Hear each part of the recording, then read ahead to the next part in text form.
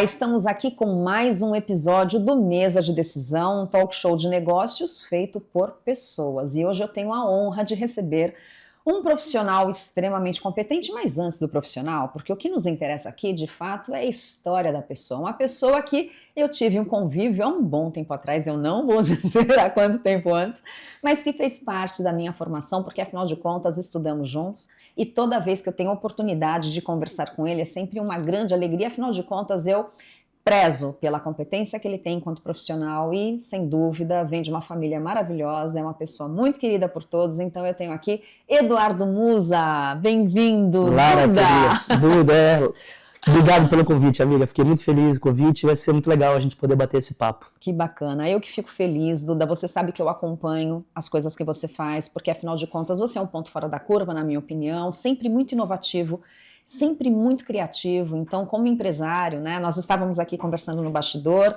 já foi de pizzaria a mídia, né? Sim. E agora agência de marketing. Então, fale um pouquinho sobre o que você faz para depois eu contar de fato quem é Duda Musa. Vamos lá. Lara, hoje, na verdade há quase 20 anos, eu me dedico ao esporte de uma forma abrangente, assim, tem vários lados aí da mesa, mas da gestão esportiva, quando eu passei especificamente pela Confederação Brasileira de Skate, foram 2 ciclos olímpicos, né, eu entreguei o skate em Tóquio em 2021, era para ser 20, né, foi pandemia 21, e depois entreguei a Olimpíada de Paris como presidente da Confederação, foi uma passagem super feliz, assim, eu trago só boas lembranças, por isso, né, pela minha vontade de estar ali entregando e criando um universo que até então não existia. Teve a minha passagem anterior, que foi a gestão de carreira do Neymar, então fiquei lá quase 6 anos, também foi uma experiência maravilhosa, porque eu vivi o mais alto nível do marketing esportivo, e agora mais recentemente voltei para uma ideia que eu sempre quis fazer, mas por conta dos caminhos da vida nunca foi possível, que é montar uma agência específica usando o esporte como plataforma de comunicação. Então, estou muito feliz com esse novo momento, mas sempre trabalhando no esporte. Bacana, Duda. Você, não sei se você sabe, eu tenho uma primeira formação acadêmica que é de educação física. Sei, lógico, sei. Com muito orgulho, gostei muito da minha experiência. Então, assim, o esporte é uma realidade minha. Eu fui atleta também por um ano, não aguentei essa vida não. Não é fácil. De muito sacrifício. Sim. Mas assim, o que o esporte te deu como lição, como pessoa e empresário? Não como praticante, né? Não sei se você pratica alguma coisa. Pratiquei, não no nível profissional, mas pratiquei. Sim. Sempre gostei muito do esporte, mas nunca fui um praticante. Porque lidar com os nomes que você conviveu, né? Nós estamos aqui falando do Neymar, nós estamos aqui falando de uma Raíssa, né? Como campeã do skate. O que o esporte te ensinou como empresário e como pessoa? Eu acho que o esporte, ele talvez seja a única atividade da vida humana que ele é um resumo de absolutamente de tudo que a gente faz. Na nossa vida pessoal e na nossa vida profissional, seja você em que ramo você atua. Porque o esporte ele te ensina, primeiro, o mais básico e até um clichêzinho, ganhar e perder. Isso é fato, né?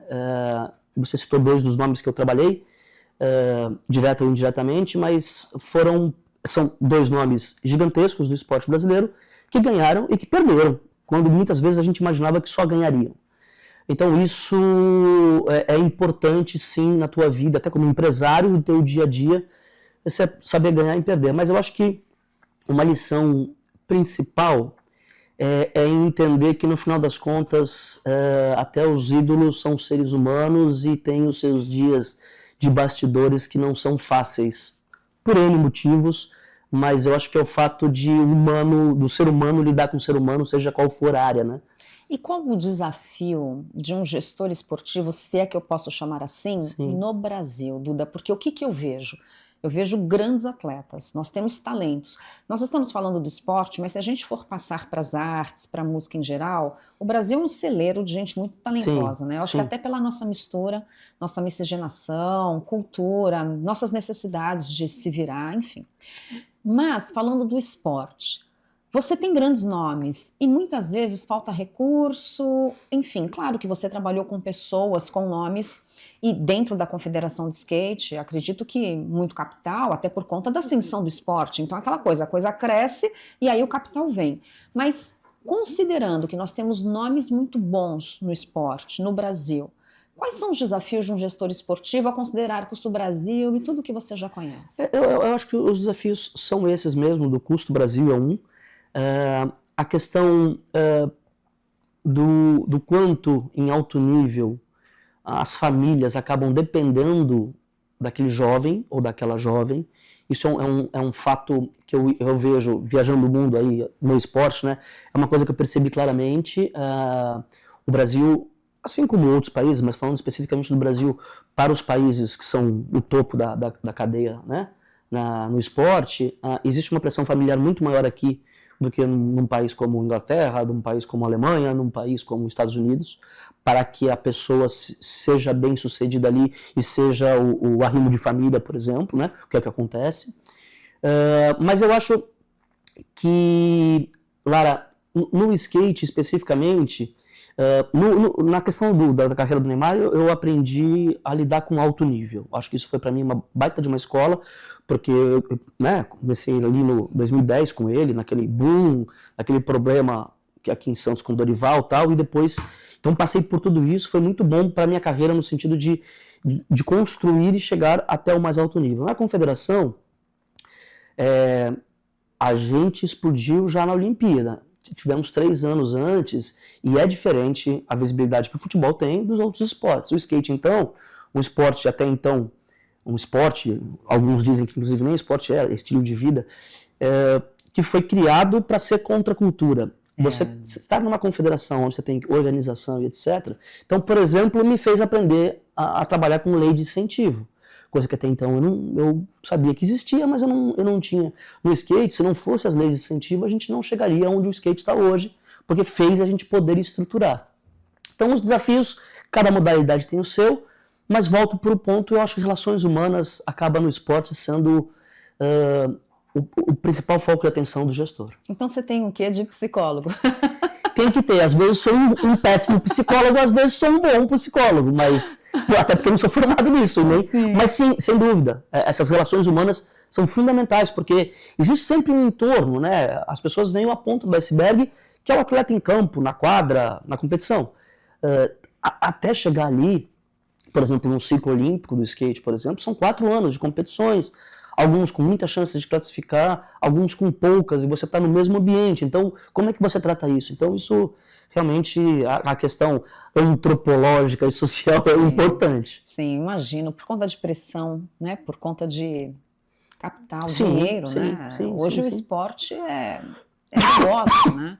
Então é a pressão, é o capital, é o dinheiro, é o patrocinador, você tem que prestar as contas, e é o ego também, né? Assim, são N questões que precisam ser E quando a gente fala ego, eu acho que é importante colocar que não é só o ego pro lado mais popular daquela questão do...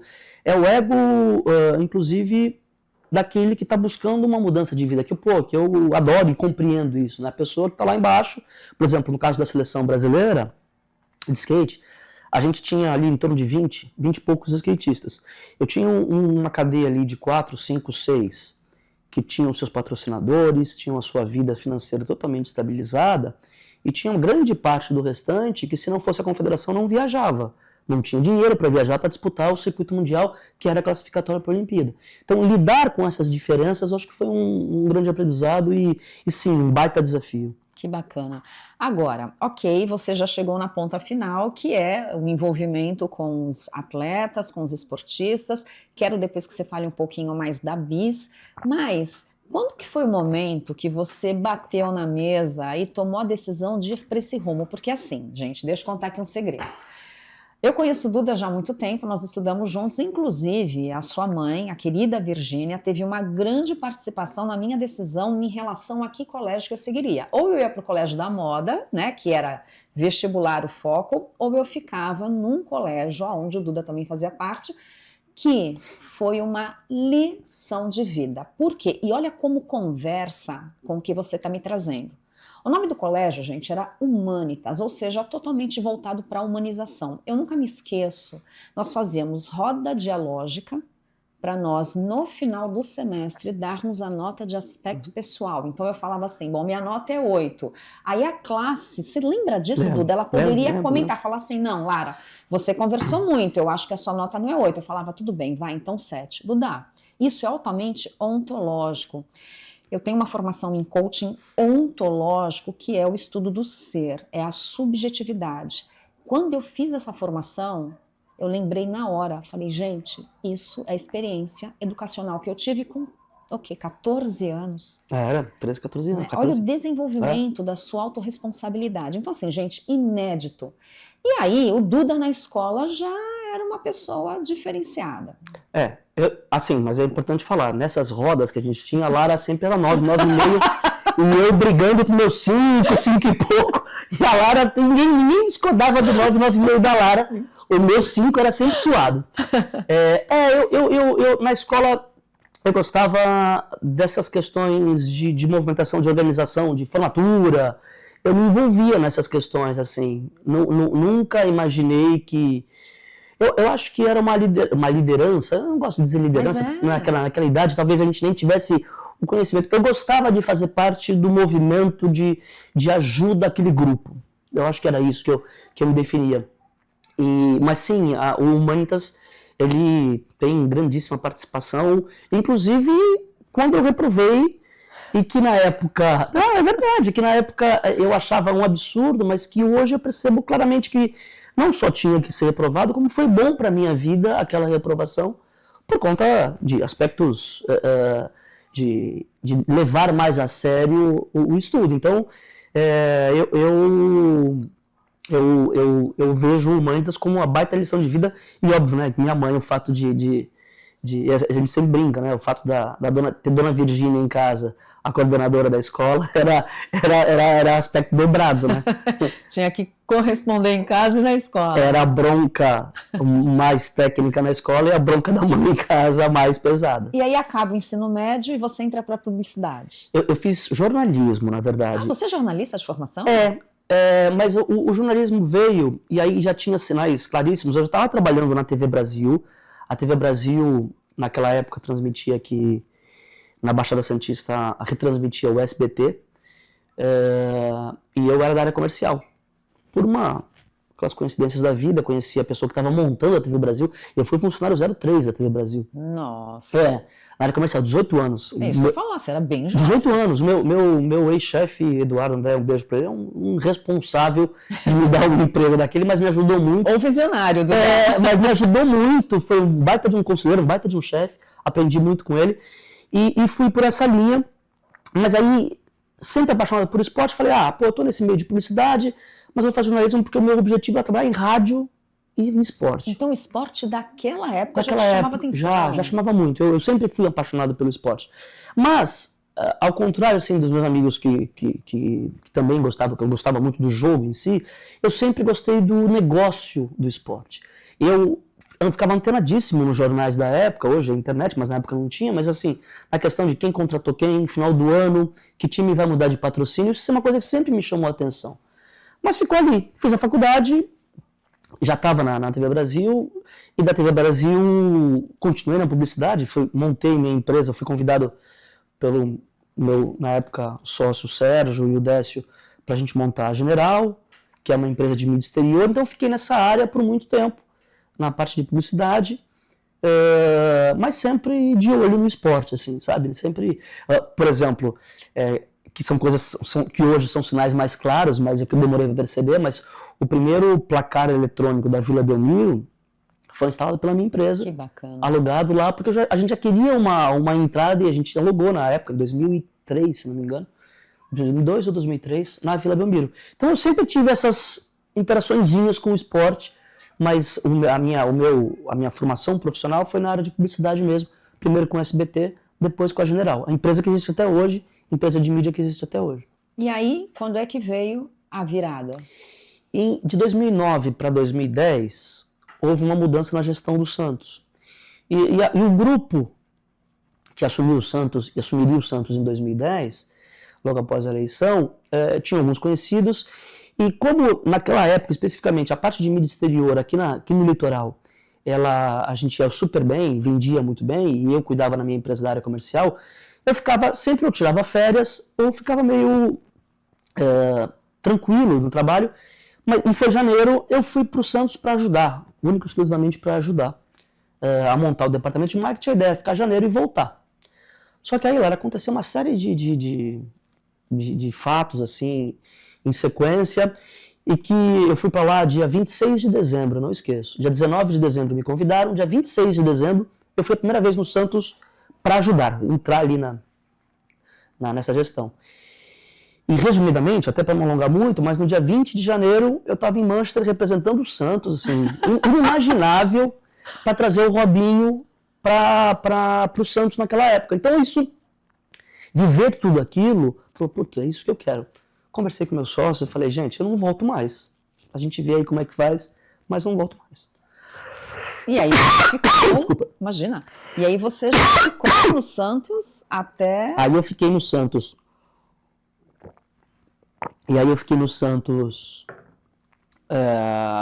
Fui ficando, eu cuidava pela parte de patrocínio do Santos. Ou seja, o comercial já voltou. Exato, e na parte de publicidade, então era uma área que eu vivia, conversava com as agentes e tal.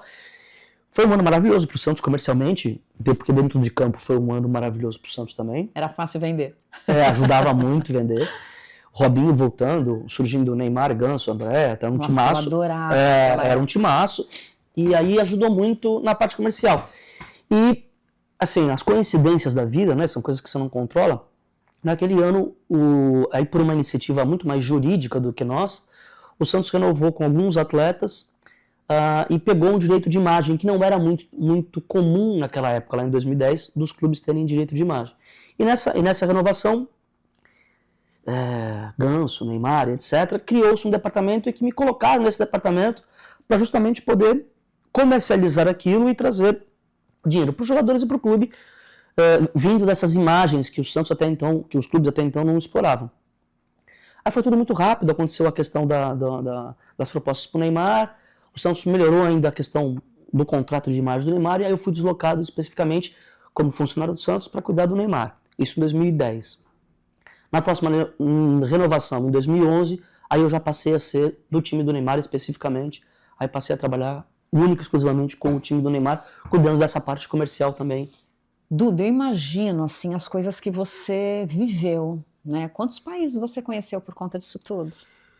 Até hoje são 38, agora eu não sei exatamente naquela, mas foram vários ali, realmente a gente viajava bastante, até porque por conta desse contrato com o Santos, sempre eu e o pai do Neymar, a gente viajava para os jogos da seleção brasileira, para acompanhar o Neymar, etc. Então, até hoje são 38. Que bacana. E assim, você também viu a realidade do esporte profissional fora do Brasil. Sim. E no Brasil. Com toda a sua bagagem, sua experiência, seu olhar de negócios, o que falta para o esporte nacional, no geral, ok? É que nós estamos aqui mais falando do futebol, até por conta da sua experiência e porque é paixão nacional. Sim. O que falta para nós? E nós estamos acabando de sair da Copa do Mundo, né? Infelizmente o Brasil não foi adiante. Mas assim, o que de fato falta para que nós nos tornemos talvez mais profissionais ou com resultados mais sustentáveis no seu ponto de vista? É um assunto que não é simples, não é matemático. Eu acho que a gente já está num patamar melhor do que estávamos quando eu comecei, por exemplo, lá em 2008, 2009, a mexer com esporte, assim. E há pouco tempo, né? 20 anos.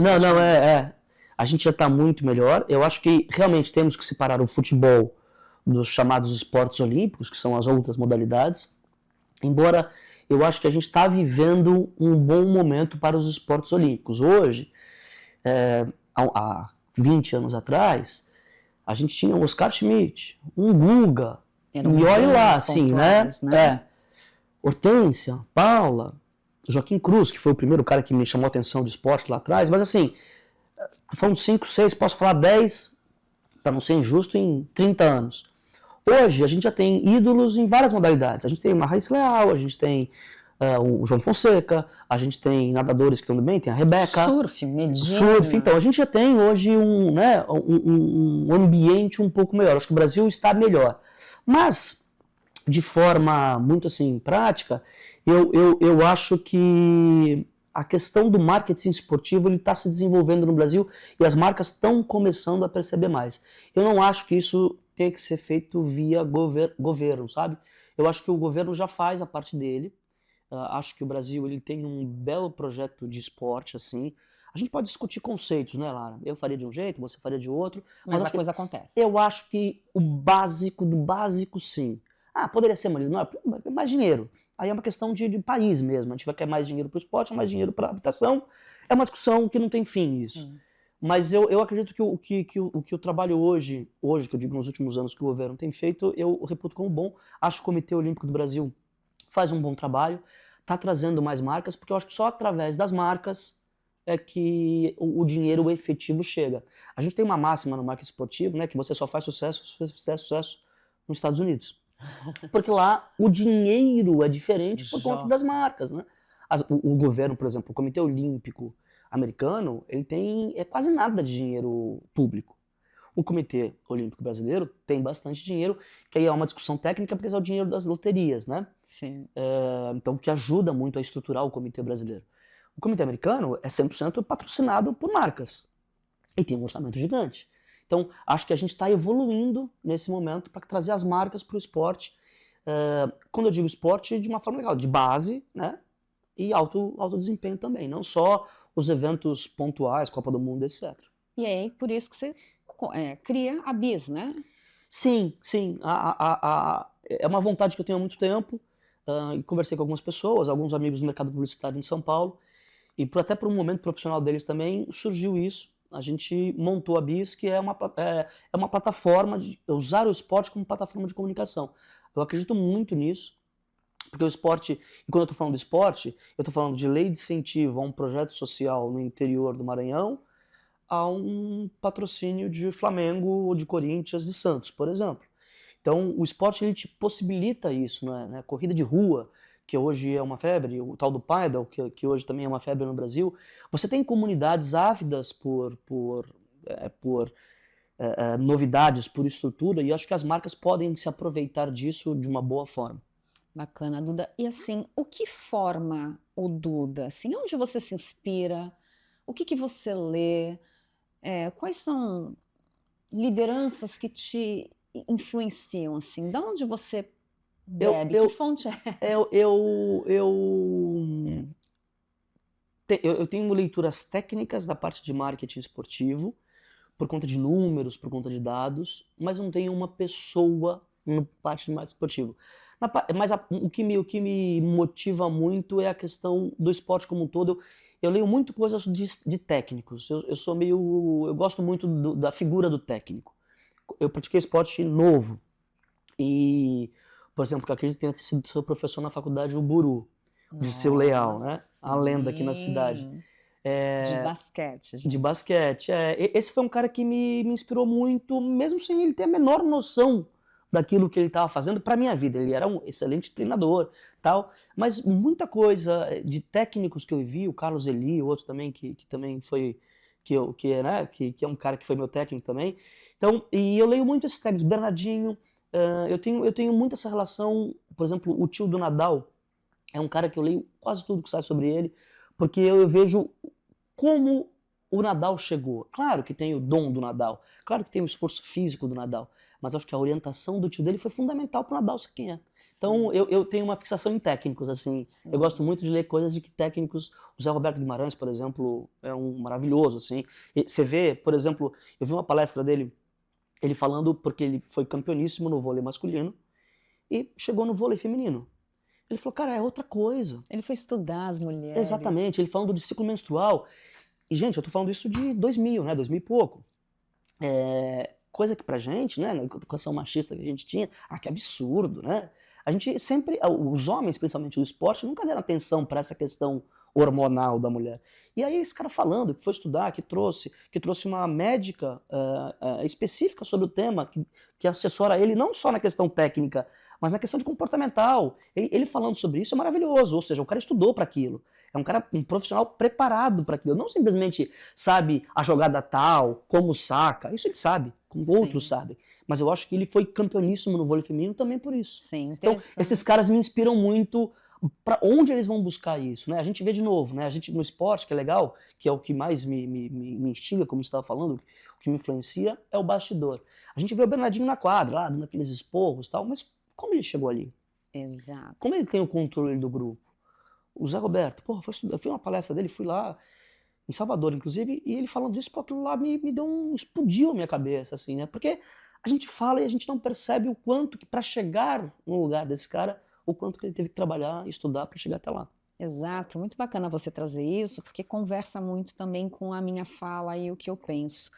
Eu convivi, né? Buru, que foi meu professor de basquete na faculdade, o Negrelli, o saudoso Negrelli, que foi um atleta Outro olímpico, mamaço, sim. inclusive de vôlei, que também foi meu professor, e outros, enfim.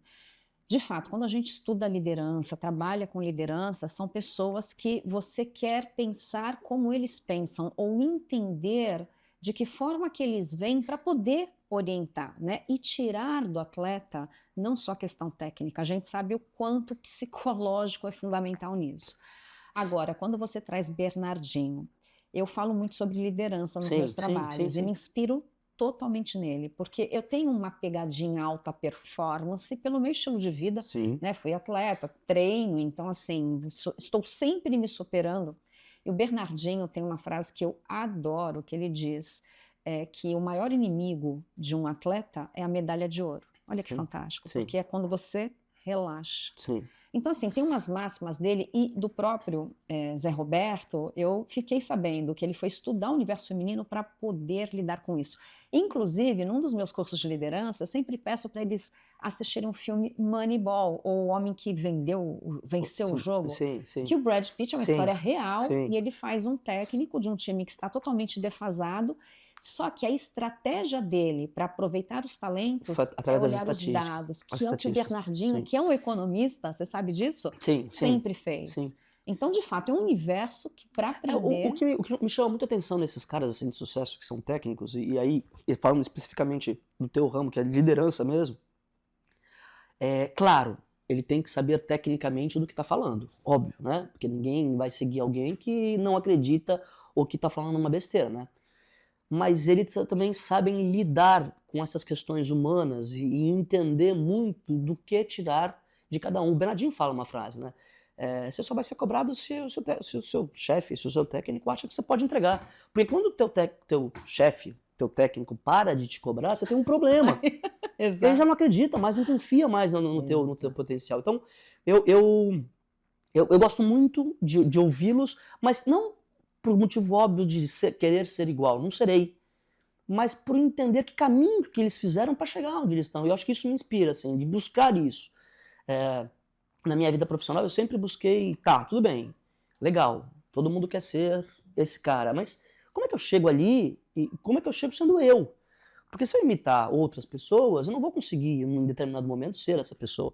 Então eu preciso saber e criar o meu caminho. Eu acho que isso que esses caras me instigam a isso, a buscar o meu caminho e entender como eles fizeram para chegar lá. E o que você tem a dizer do Ancelotti, o atual técnico da seleção brasileira, e que renovou o contrato, então tem mais dele pela frente aí. Renovou antes da Copa. É que depois da Copa é mais difícil falar. Eu fui um defensor árduo dele, porque eu acho que ele é mestre justamente nisso, no relacionamento. Você vê os jogadores que trabalharam com ele todos, ele está aí há 30 anos no mercado, é o maior vencedor dos campeonatos europeus, que é o campeonato mais difícil do mundo, indiscutivelmente. Você vê que ele sempre ganhou o grupo pelo vestiário, que a gente chama no vestiário, que é pelo relacionamento. Claro, tem as questões técnicas, talvez ele não seja o maior estrategista do mundo, e não é, todo mundo reputa o Guardiola como, mas ele ganha o vestiário. Eu agora, depois da Copa, consigo ver, ou consigo achar que errei. Mas eu aprendi também uma coisa no esporte, voltando a uma pergunta anterior que você me fez, que é o esporte, como ele trabalha com a paixão, né, das pessoas, todo mundo acha que sabe de tudo. E eu, até trabalhando no esporte, também achava que eu sei hoje menos do esporte do que quando eu não trabalhava. Todo mundo é técnico, né? Exato. Mas eu entendo que ele definiu o plano dele, era aquele plano dele, não deu certo. Mas eu acho que é o cara certo, talvez tenha outro aí, um ou outro que poderia também estar, mas eu acho que é o cara certo para trocar um ciclo inteiro eu sou um cara otimista em relação a ele. Bacana. E o bastidor do esporte, o que mais você viu que você repudia? Porque tem muita política, né, Duda? Principalmente Lara, quando é a gente assim, fala. a gente tem que entender, e aí quando a gente entende isso, a gente começa a, a, a tirar um pouquinho o seguinte, como em qualquer outra indústria, o esporte é uma indústria e é negócio. Tem negócio envolvido. Eu não acredito e repudio aquelas acusações que jogador X fez isso por causa da marca Y. Isso eu não acredito. Mas, no final das contas, na hora de renovação de um contrato, na hora de uma contratação, é negócio, né? A coisa mais hoje comum aqui no Brasil é, pô, mas se o jogador é ruim e ganha X, o mercado é esse. O mercado é esse. Então, isso a gente entender começa a gente entender uma coisa, mas eu tô fazendo esse preâmbulo aqui porque no final das contas, a coisa que é mais comum e que é mais difícil de aceitar é você ver um atleta de qualquer modalidade publicamente fazendo juras de amor, mas ele e o seu agente no bastidor querendo acabar com tudo. Então isso é muito comum. Isso é uma coisa que eu ainda hoje tenho dificuldade, mas é muito comum, né? Você vê cara beijando o distintivo, atleta dizendo que ama a modalidade XYZ, mas no final das contas, no bastidor, a grande maioria está preocupado com o seu dia a dia, que eu não repudio. Eu acho que o cara se preocupar com a sua vida, com a sua questão profissional, é justo. O que eu repudio é quando ele vai no público dizer que fez sacrifícios para renovar com o clube XYZ. E que não é bem assim. Não, na grande maioria não. Existem casos, tá? Sim. Eu vivenciei caso de jogador que abriu mão de dinheiro para jogar no time X. Agora, a grande maioria é o contrário. Já foi o romantismo, né? Sim, são poucos. Agora, alguém está te ouvindo e fala, pô, que bacana, eu quero trabalhar com isso. Qual é o caminho errado que essa pessoa pode adotar? Independente de estar assessorando o atleta, no bastidor do esporte, do marketing esportivo, inclusive. Ir pelo glamour, ir pela grana, ou, né, seria a terceira opção, ir pelo resultado que ele pode gerar num contexto. Quem vai pelo glamour, normalmente não fica muito tempo no mercado, porque não aguenta. O lance da grana, eu costumo dizer que é a mesma coisa de qualquer outra indústria. Tem dinheiro? Óbvio que tem. Mas um CEO de uma empresa multinacional ganha mais do que um CEO de uma empresa regional, né? Exato. Então, você tem que entender aonde você quer chegar e como você faz para chegar. Eu acho que o mais importante de tudo é o preparo, é você se preparar. Eu fiz uma série de podcasts um tempo atrás sobre a relação pais e filhos, e no esporte, né? E a questão específica que a gente abordou muito lá era dos pais, da ansiedade dos pais e das mães em querer que o filho fosse alguma coisa e com 13, 14 anos atropelar muito as etapas. Então, seja ter esse relacionamento emocional, ou você quer ser um profissional, pela acepção da palavra, hoje tem muito mais curso do que na minha época, mas não tinha curso. Eu aprendi na porrada, eu aprendi no dia a dia. Na experiência. Eu faço curso hoje que eu não fazia antes, porque também não existia.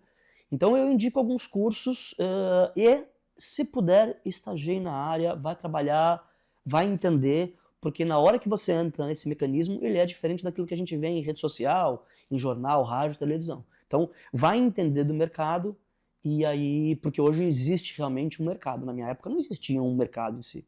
Foi muito desbravador, inclusive, né? A sua atuação, você foi meio não, que às eu cegas, acho que eu e um grupo ali atrás, eu costumo dizer que naquela época ali, né, 2008, 9, 10, 11, você tinha aqueles atletas que a gente citou fazendo algum comercial, era Guga, era Oscar, óbvio, no Brasil você não tinha jogador de futebol. Os nossos jogadores estavam todos na Europa fazendo publicidade. Verdade. O Neymar ele foi meio que um desbravador de relação jogador de futebol com marca no Brasil, porque não era muito normal jogador no Brasil fazer isso. Então, sim, eu acho que eu e um grupo lá tivemos abrir um pouquinho com o mato fechado ali. E o que você não faria de novo? Fácil.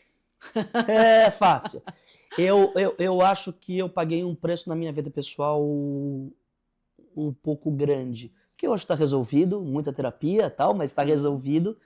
Mas eu acho que quando você entra nessa roda de moer maluco, que é o alto nível do esporte, você viaja muito. Então, eu morei 3 anos fora do país, longe dos meus filhos. Então, isso pega. Isso pega um pouco. Eu faria diferente, não é que eu não faria, né? Eu iria morar fora do país, porque era aquele momento profissional que eu tinha que fazer.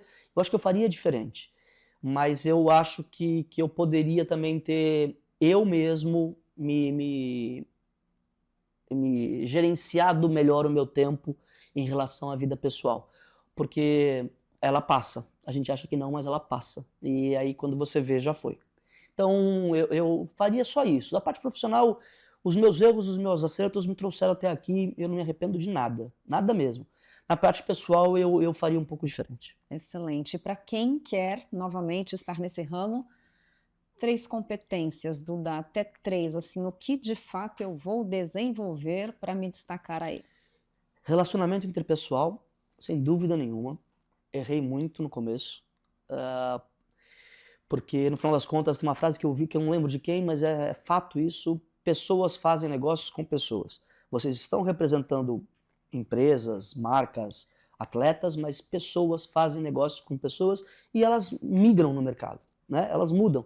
Um dia você está representando um atleta gigantesco, outro dia você está representando uma marca pequena e a vida é assim. Então, pessoas e todos os meus renascimentos profissionais foram graças a pessoas que eu fiz relação lá atrás, que me deram a mão, que me abriram portas e etc. Então, relacionamento interpessoal eu acho que é o principal.